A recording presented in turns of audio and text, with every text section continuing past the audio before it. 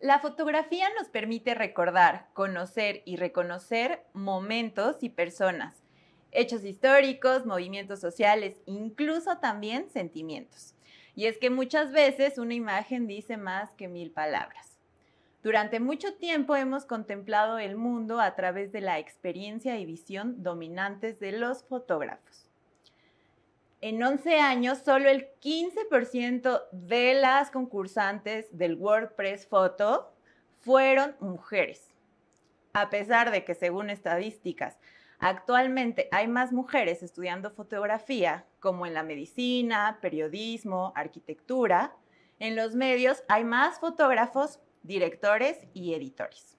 Yo soy Paola Tsiri, esto es Mujeres que Inspiran, y hoy platicamos con una mujer inteligente, con una mirada poderosa, amorosa y sensible. Hoy tenemos a María, fotoperiodista. María Ruiz, fotoperiodista. Mujeres que Inspiran. Hola, Pau. Hola, bienvenida. Además, María y yo somos amigas y entonces me emociona mucho poder platicar contigo porque de verdad eres una mujer que me ha inspirado muchísimo. Y bueno, para comenzar, María, o sea, siempre acostumbramos a hacer esta pregunta, ¿no? Y como que de pronto parece muy banal, pero yo quisiera que aquí te sintieras con la confianza de contestárnosla como sientes y como realmente te sientes, ¿no? ¿Cómo estás? Pues estoy bien, estoy un poco nerviosa porque siempre me ponen nerviosas las cámaras, prefiero estar atrás. Pero contenta de estar contigo porque justo nos conocemos desde hace mucho y hemos estado trabajando en varios lugares juntas, aunque no directamente, pero sí, sí muy cerca. Sí, es cierto. Me Sí, gusta, sí. me gusta ser Confirmo, parte. confirmo. Como si es bien diferente estar de este lado que estar detrás, ¿no? Sí, O sí, sea, es muy pero ¿por qué diferente. lo sientes tan distinto? Pues creo que siempre que te apunte una cámara es algo bastante intimidante y es algo que he aprendido también estando del otro lado, ¿no? O sea, en sí como que el objeto es intimidante, pero también el saber que gracias a ese objeto otras personas te van a ver, ¿no? Y ser visible tal vez a algunas personas no nos gusta tanto. Sí, ya sé. Sí. A mí también me pasa, la verdad es que yo también me suelo poner muy nerviosa cuando estoy frente a cámara, pero siento que también es como una oportunidad de, pues, de compartir, ¿no? Y bueno, ya, sigamos con la plática. Este, quisiera preguntarte o quisiera que nos contaras, ¿qué quería hacer María cuando era niña? Uy, yo quería hacer muchas cosas. Hubo un tiempo que quise ser arqueóloga, siempre me gustó la fotografía, pero antes quería hacer más documentales que fotografía y también quise ser alguna vez astronauta. Ay, Es que me gusta explorar, o sea, siempre me ha gustado explorar y creo que es algo que también me gusta de la foto, que me permite explorar otros espacios y lugares y otras vidas y así.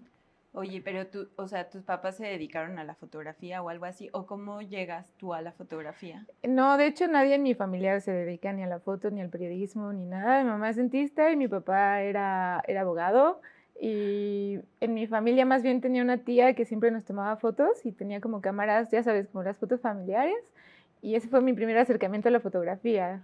Sí, como las fotos del álbum familiar. Ajá, justo eso iba a decir, como que yo recordaba como mi primer acercamiento con la fotografía y creo, o sea, no sé si todos y todas en sus casas tengan como, hay como un espacio específico en donde guardan las fotos y donde incluso, o sea, como que hay reuniones donde se sacan y empiezan a recordar como, o sea, como que yo creo que para mí, por ejemplo, ese fue mi primer acercamiento a la fotografía. ¿Cuál fue tu primer acercamiento? Sí, también, o sea, justo eso, en mi casa hay como varios álbumes familiares y los tienen, de hecho los tienen bastante descuidados. Ajá, sí. Como que también se caracteriza Sí. por eso, como que están ahí arrinconados y doblados o no sé. Sí, y es bien interesante porque justo uno de los acercamientos que he tenido con la foto en los últimos años ha sido como otras formas de hacer fotografía y algo que dicen algunos fotógrafos y fotógrafas, sobre todo fotógrafas, es la importancia de tu historia, ¿no? O sea, la importancia de tu historia familiar, de tus raíces, ¿no? De dónde vienes. Y los álbumes familiares son una forma muy linda de acercarte a eso. O sea, creo que si todas y todos y todos nos acercáramos a las fotografías que guardan en el archivo familiar, podríamos entender un montón de cosas. A mí me gusta mucho mi archivo porque tienen fotos incluso del pueblo de donde soy, ¿no? O sea, mi familia es de un pueblo de Morelos, que es muy similar a los pueblos de aquí de la ciudad, que se los ha comido la ciudad, pero siguen teniendo costumbres y tradiciones. Y en mi casa tienen el archivo de cómo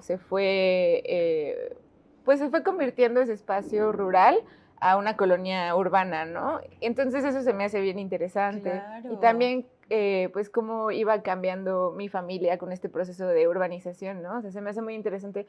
Mi abuelo era indígena náhuatl y siempre como que me enoja un poco pensar que nunca les enseñó náhuatl, pero sí les enseñó inglés y mi familia tiene Ay, fotos no. de ellas en Disney, ¿no? Y es como de, o sea, entender cómo ese cambio cultural te los da tener un archivo, ¿no? O sea, como que podría no tener nunca idea de esas cosas, pero hay fotografías. Sabes, exacto, Sí. sí, justo como Sí, sí, decíamos sí. al principio, Ujú. o sea, como gran parte de la fotografía, pues es memoria, ¿no? Sí, Es memoria y es conocimiento también un poco de algún momento en el que no te tocó estar, pero que o sea, puedes ver una imagen y con eso darte una idea incluso de los sonidos, o sea, me parece muy impresionante porque ujú, eso puede generar también, ¿no? La sí. fotografía.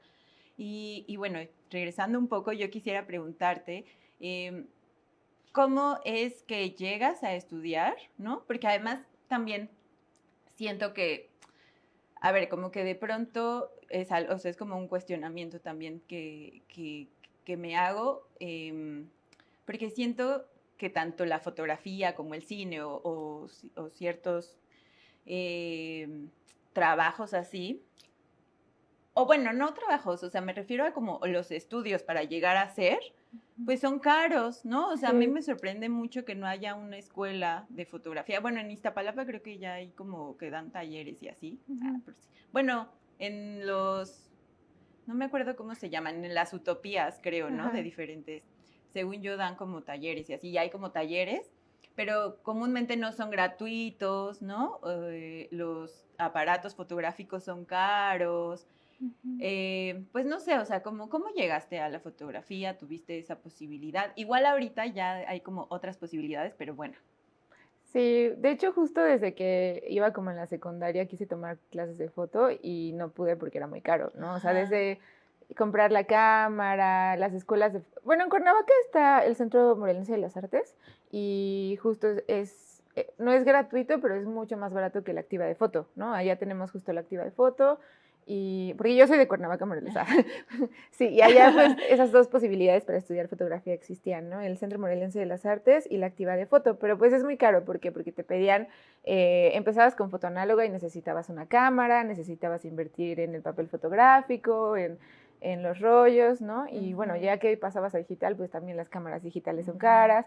Y mi mamá nunca me dijo que no podían, pero siempre como que incentivaron comprarme cámaras. O sea, tal vez no como la cámara profesional, pero sí cámaras de rollo, de esas como de juguete, ¿no? Y luego Ujú. como ya digitales como más, un poco más baratas y así. O sea, como que siempre hubo ese apoyo, como iban pudiendo. Y ya llegando aquí a la ciudad, me pasó que me da mucha risa, porque antes también me tomaba muchas clases de música y en algún momento quise dedicarme a la música, pero es de otra profesión igual de privilegiada, así de que necesitas tener, o sea, una familia con dinero para dedicarte a la música, ¿no? Ujú.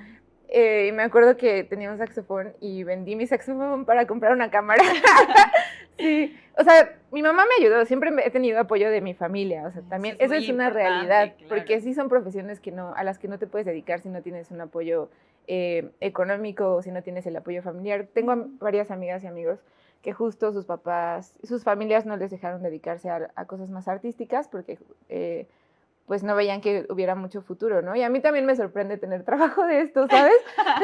Ya Como que sé. nunca lo creí posible Posible. hace unos años, ¿no? O sea, de hecho me tardé muchísimo en estudiar una profesión porque yo sabía que quería hacer foto o cine documental, pero sabía que era muy difícil conseguir un trabajo de esto. Ujú. Entonces intenté estudiar primero arte y también era como, no me gustó nada ese mundo, ¿no? Porque igual es como muy blanco y privilegiado, Esto es ajá. cine. Así, güey, sí, como que no me sentí bien ahí. Luego entré a publicidad y o sea, tampoco me gustó porque como que no me late estar de ese lado de la historia, ¿no? O sea, como Sí. creo que la foto es una herramienta muy poderosa para, para, ¿cómo decirlo? Como para estar en contacto con las emociones de la gente. Y desde la publicidad hay muchísima manipulación, ¿no? O sea, es muy divertido, se me hace muy divertida la publicidad porque es crear, ¿no? O sea, y justo como pensar de qué forma le puedo llegar a la gente para convencerla de algo, ¿no? Pero no me gustó estar ahí. De ese lado, ¿no? Sí, no. Eso me parece muy fuerte de la fotografía, o sea, que neta tiene como esa arma de doble filo, o sea, Sí. justo que puede ser como muy poderosa para mostrar cosas, para, sí, o sea, como para mostrar los lados de una historia, Sí. pero también puede ser así como devastadora, o sea, como violenta. No sé, porque además ya existe como el Photoshop y todas esas cosas, o sea, Ajá. como manipulable también, como Y ahora la inteligencia artificial. mentira, como, ajá, o sea, como que sí, siento que, y sobre todo, o sea, lo pienso sobre todo, bueno, no igual, o sea, como se me viene a la mente en este momento, como la violencia estética también cuando modifican el cuerpo de las mujeres, ¿no? Sí. Y es muy fuerte, o sea, porque te toman una foto y tú crees que estás así dando lo mejor de ti y expresando lo mejor de ti para que en una revista, hasta Karol G le pasó, y a muchas les ha pasado, ¿no? Como el blancamiento, ¿no? De Yaritza. ¿Yaritza? Sí. Pues sí, o sea, que les modifican todo. Entonces es como que la fotografía también es un arma de doble filo, ¿no? Sí. O sea, tienes que tener ética para la fotografía. Pero bueno, o sea, también pienso que históricamente, ¿no? Como dijimos al principio, pues ha estado atravesado por la visión masculina y además un tipo de hombre justo, hablando de esto, pues blanco, con ciertos privilegios, ¿no? Sí, y como pues yo quiero preguntarte por qué crees que es importante la mirada de las mujeres, ¿no? Dentro de la fotografía. Sí, pues creo que justo porque todas las historias son muy válidas e importantes, ¿no? O sea, creo que esto que dices de la violencia estética y también como de la mirada de los hombres, o sea, está muy relacionado, ¿no? A final de cuentas, quienes han estado históricamente del lado de las decisiones son hombres y ¿qué hace? Eso hace que las mujeres que están representadas ahí sean a partir de la visión de ellos, ¿no? Y eso nos ha generado muchísimas inseguridades y también como muchas creencias de cómo debemos ser y cómo no debemos ser, o qué importa y qué no importa, ¿no? Y creo que justo que haya cada vez más mujeres del otro lado de tomar la decisión de qué historias contar y cómo contarlas, pues nos abre un montón pues de espacios seguros, ¿no? O sea, de decir como de, wow, yo veo esto y me siento representada y antes tal vez me sentía incómoda con mi cuerpo o tal vez me sentía incómoda con mi historia o como con mis, no sé, como con mis deseos o sueños y ahora sé que tienen un espacio y que son válidos y que cuentan o que son posibles, ¿no? Entonces creo que sí es muy importante que haya personas y también no solo mujeres, también disidencias, ¿no? O sea, como Claro. que haya diversidad a la hora de quienes están contando las historias que vemos y consumimos y que tenemos enfrente, ¿no? O sea, creo que todavía no se logra del todo, o sea, sales a la calle y justo te encuentras con un montón de anuncios y prendes la tele y ves no sé, las series y siguen habiendo como muy pocas en donde te puedas sentir como representada, ¿no? O que incluso las ves y no les crees, porque también hay como esta cosa de que ahora, como el feminismo se ha hecho chido, pues también hay historias como muy pinkwasheadas, ¿no? No sé, a mí lo de Barbie se me hizo bien interesante porque era como una cosa que Mattel hizo para decir, ok, ya no podemos seguir en el pasado, pero cuáles son las intenciones de por qué estoy contando esta historia, ¿no? Y se me hace bien chido problematizarlo porque creo que hay muchas morritas que tal vez vieron la película y dijeron como, wow, esto es violencia, no tengo por qué aceptarlo, ¿no? O esto ya no está bien que lo acepte, pero también hay como un discurso detrás de, puedo sacar como beneficio económico de esto, ¿no? Claro. O sea, de las grandes empresas y así. O sea, creo que sí es importante que realmente haya espacios ocupados de poder por mujeres. Y que incluso ahí en la película, o sea, tal vez ya me estoy debrayando mucho con Barbie, pero es que fue como muy claro, ¿no? O sea, los que tomaban las decisiones eran los hombres que aparentemente no eran muy brillantes, pero en realidad sí, porque son quienes tienen el poder. Y eso pasa también en los medios, ¿no? Claro. O sea, con el 8M pasa un buen. Es como de todo el tiempo lo cubren fotógrafas, y videógrafas porque quienes protestan plantearon pues ese límite, ¿no? Y hicieron esa petición, pero el resto del año no les contratan. Nada. O sea, y el resto del año las mujeres no siguen llegando a los puestos de editora, Exacto. ¿no? O no están siendo contratadas. Entonces es como un doble discurso que simplemente como que nos está manipulando, Sí, ¿no? sí, claro, completamente. O sea, a mí eso o sea, porque incluso si hay una fotógrafa y un fotógrafo, incluso si el director es hombre, pues puede que elija la del fotógrafo y que así sea siempre. O sea, sí, o sea, como que es importante que más mujeres lleguen pues, a puestos de poder, justo para poder elegir desde dónde hablar, ¿no? Porque a mí en esta línea también me parece que la fotografía muestra como, o sea, puede de verdad imponer narrativas sobre hechos, ¿no? O sea, sí, por ejemplo, sobre lo que está sucediendo en Palestina e Israel, o sobre guerras, o sea, como la visión masculina puede, o sea, y no solo la visión masculina, o sea, cualquier visión detrás de la cámara puede generar ciertas narrativas, ¿no? Y eso o sea, como que me parece, también me vuela la cabeza cuando pienso en eso, un poco también pensando en el arma de doble filo de la fotografía, o los fotógrafos que llegan así como y muestran y se acercan tan violentamente a ciertas comunidades y no sé, me explota la cabeza cuando pienso en esas cosas. Sí. Y yo quiero preguntarte cuáles son los principios de María para tomar fotografías y cómo decides qué fotografiar y qué no fotografiar. Sí, pues ese ha sido un viajezote, la verdad, de 5 años, ¿no? O sea, creo que principalmente empezó entendiendo que tenga una responsabilidad y también un poder. O sea, cualquier persona que tenga una cámara tiene un poder, ¿no? O sea, y sobre todo contando historias. O sea, no Spider-Man. Ya sé. Pero no, pero sí, es que creo que sí hay que tener en cuenta el tema del poder. O sea, sí, como completamente. Ajá. Porque creo que no hay cosas inocentes, ¿no? En este contexto como tan político en el que vivimos. Y a veces se nos olvida justo estar conscientes del poder que llegamos a tener. O sea, como personas en general, ¿sabes?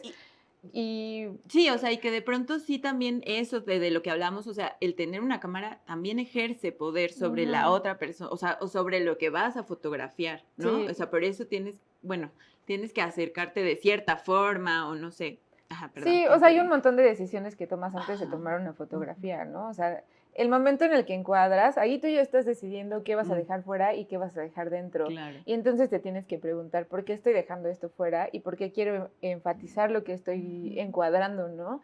Y, o sea, creo que para mí lo primero fue entender eso y fue entender que mis fotos pueden poner en situaciones vulnerables a algunas personas. Y eso también fue todo un proceso porque antes yo empecé haciendo foto de calle, ¿no? Y lo hacía por diversión, o sea, no lo hacía como con un sentido social. Y cuando empezó a hacer mi trabajo y empezó a hacer fotoperiodismo y empezó a ser como publicado y que esa publicación generaba reacción en las personas porque llegaba a más personas, entonces me di cuenta que la fotografía que tomaba podía tener un peso en la vida de esas personas, ¿no? Y me pasó con las marchas, o sea, justo en 2019 que nos tocó esta cobertura que realmente fue muy importante para las mujeres en México, pues justo al principio cuando hubo como estas protestas un poco más, ¿cómo decirlo?, movidas, es que ya no quiero usar la palabra radicales, la verdad, o sea, por mucho tiempo la usé, pero ya no la quiero usar, o sea, creo que era como lo necesario que se tenía que hacer en ese momento, y justo empezó a haber como esta amenaza de detenciones y así, y que también Oye, María, perdón que te interrumpa, pero nada más nos podrías, o sea, como poner en contexto de por qué crees que fue en ese momento importante, o sea, para las mujeres. Sí, bueno, creo que 2019 fue un año muy potente para la lucha de las mujeres y también fue como un sueño interrumpido, yo siento, ¿no? Como a esta altura de la historia. O sea, creo que fue un momento de mucho hartazgo en el que las mujeres decidieron salir a las calles y protestar de otras formas y estaban muy cansadas pues de que la violencia sea tan ignorada, y es algo que no ha cambiado en realidad, pero al menos ya lo hablamos más. Y ese tipo de protestas desató muchísimas reflexiones, no solo dentro de las mismas mujeres, sino también en los medios de comunicación y también en la gente que no estaba interesada en este tema, ¿no?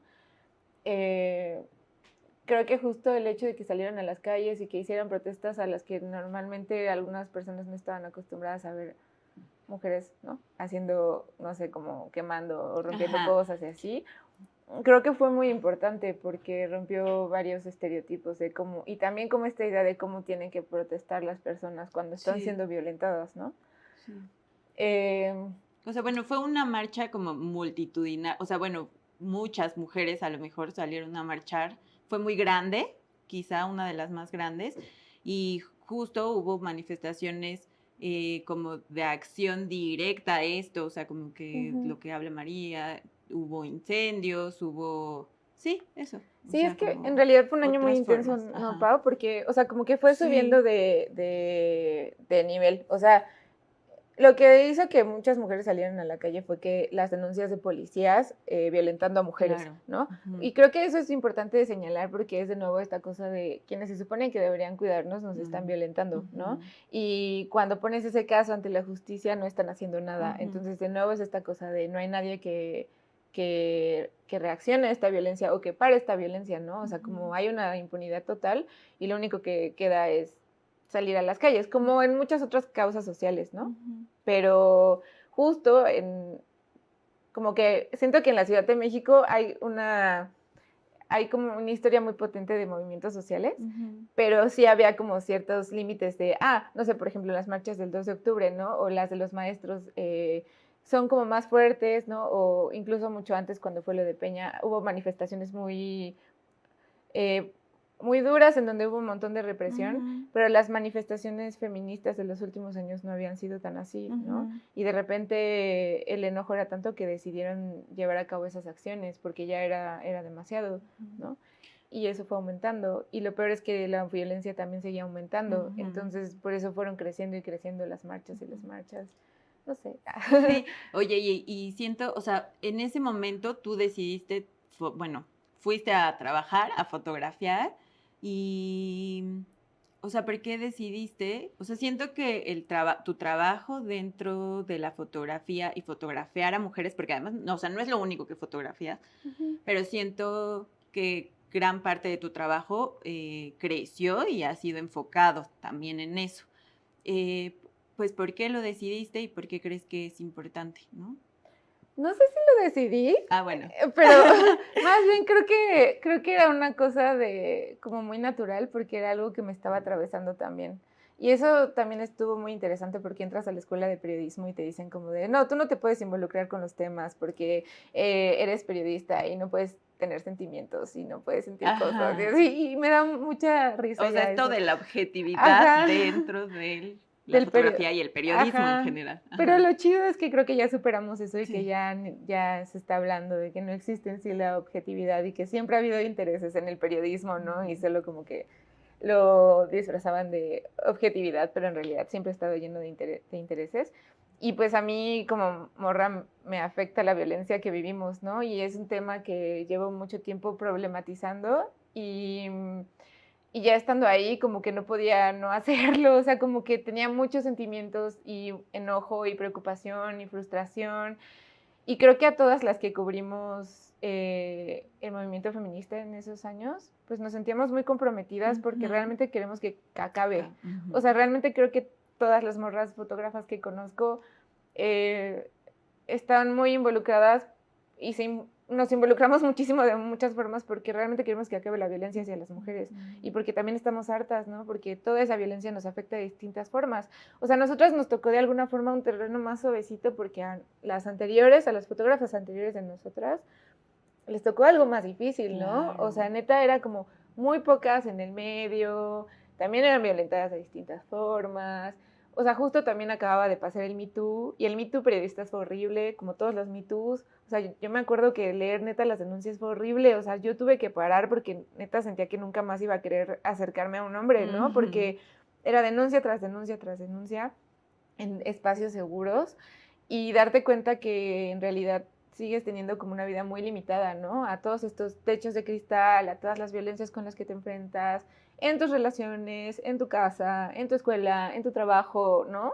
Sí, en todos lados, en cualquier lado puede ser. Ajá, sí, o sea, realmente es muy difícil escapar de la violencia. Entonces se juntaron muchas cosas, de repente empezaron a formarse espacios seguros de morras en los que yo en ese momento entiendo el separatismo porque era como algo, era como una necesidad que sentías de no sentirte amenazada todo el tiempo, ¿no? O sea, me acuerdo que antes también pasó lo de no me digas guapa, ¿no? O sea, de que neta dejamos de normalizar el acoso en la calle y dejar de aceptarlo como algo normal, ¿no? O sea, dejar de aceptar que todas tenemos una historia de acoso callejero, ¿no? Y decir como de, güey, yo ya no quiero vivir esto, o sea, solo quiero salir y caminar a la tienda, güey, de mi casa, o sea, solo quiero sentirme segura cuando regreso del trabajo porque estoy cansada, ¿no? Sí, O sea, sí. déjame en paz, Ajá, sí. ¿no? O quiero subirme al transporte público sin que me toqueteen, ¿no? O sea, como todas esas cosas que teníamos súper normalizadas, pues dejaron de ser algo normal y dejamos de reconocer que era violencia y fue algo muy natural, o sea, fue como de, güey, yo sí quiero que esto cambie y si mi trabajo sirve para eso, mostrar. ajá, y justo mostrar esto, ¿no? O sea, mostrar que no solo estamos enojadas porque estamos enojadas, sino que viene de todas estas violencias estructurales que vivimos y que ya no queremos seguir viviendo, ¿no? Sí. Oye, ¿y cuáles son, o sea, qué es lo más difícil de ser fotoperiodista? O sea, ¿qué te has enfrentado? Yo creo que la precariedad laboral. O sea, yo creo que esa es como la violencia, la mayor violencia que vivimos los fotoperiodistas y las fotoperiodistas en México, porque eso alimenta todas las otras violencias.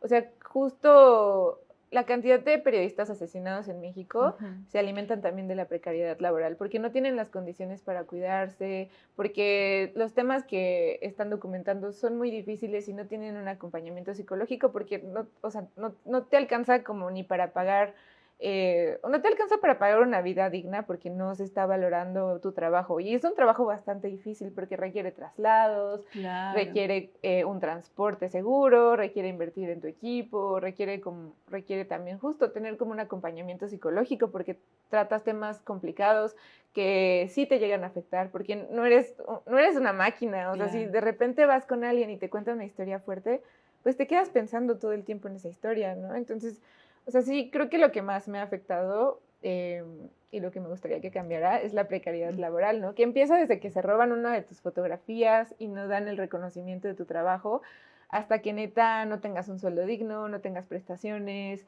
ni siquiera puedan pagar tu equipo o el, no sé, ay, se me fue la palabra, pero cuando vas a arreglar tu equipo, ¿no? O Sí, sea, sí, que es la compostura, o sea, no te dan ajá, seguro. no te dan seguro, no te Y dan creo nada. que hay muchísimos trabajos, o sea, que comparten esas características, sobre todo, o sea, estadísticamente las mujeres ganan menos que los hombres en un montón, ¿no? De oficios y de trabajos.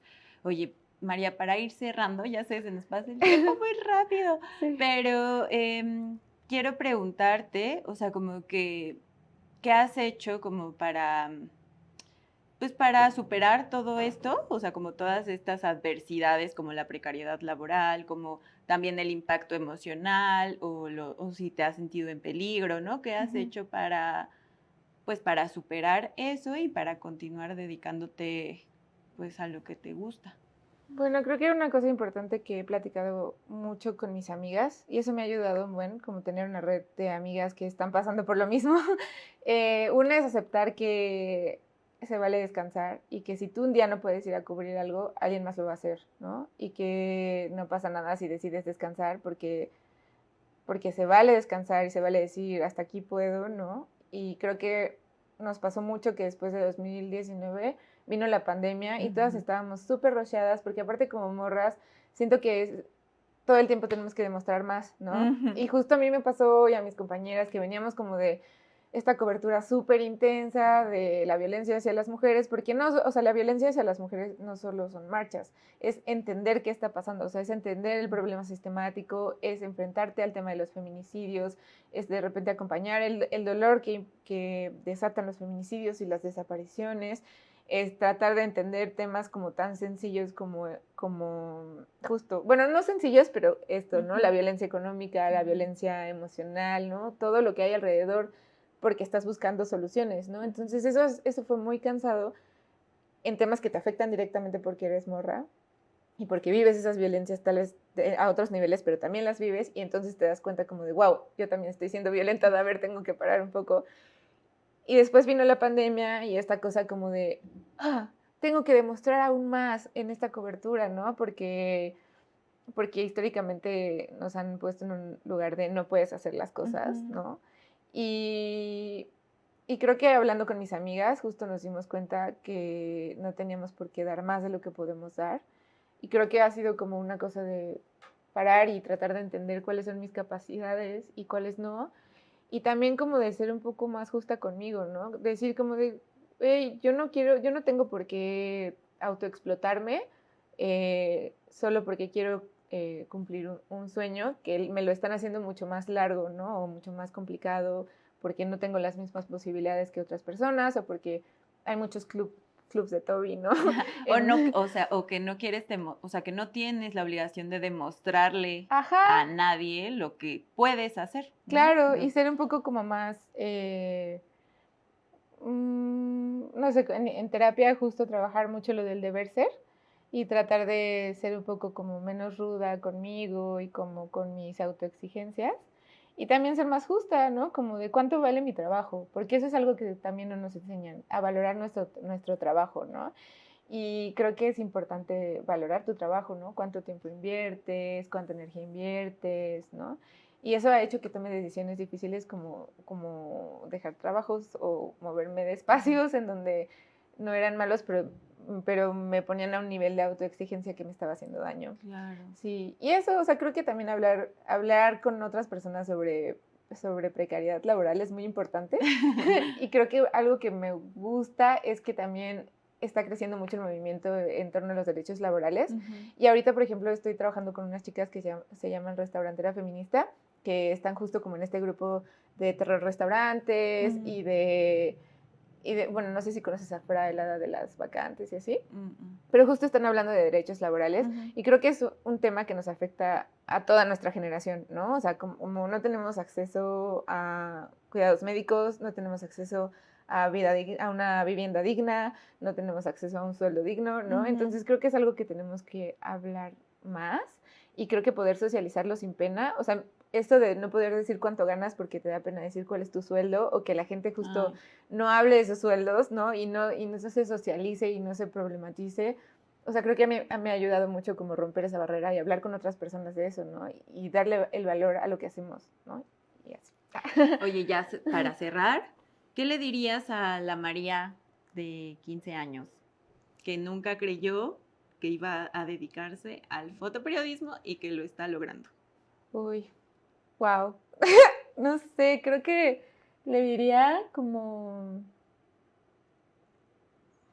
que no sea tan inocente, pero que también no deje de creer que puede hacer las cosas, ¿no? Porque creo que algo que hace el sistema o sea, es algo que he pensado mucho, ¿no? O sea, de cómo el sistema lo que hace es quitarte la esperanza, ¿no? O sea, te vuelve como un ente que cree que no puede cambiar las cosas y eso es algo como que siento con lo que nos enfrentamos todo el tiempo, ¿no? O sea, sistemáticamente te quedas, siento que llega un punto en la vida en el que crees que hasta aquí puedes llegar y que ya no puedes hacer más.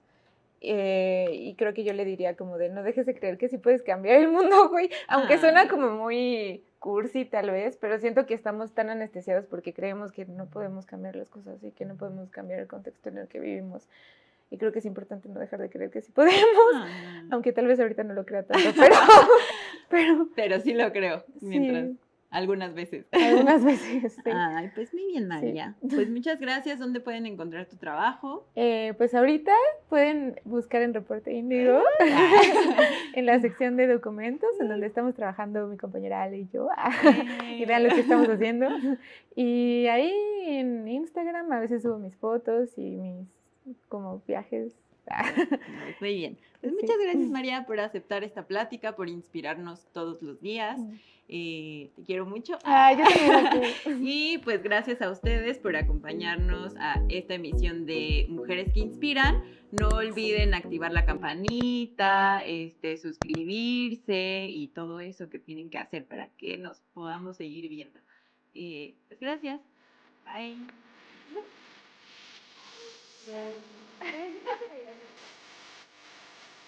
Esto fue Mujeres que Inspiran, una sección de Emma, newsletter hecha por y para mujeres.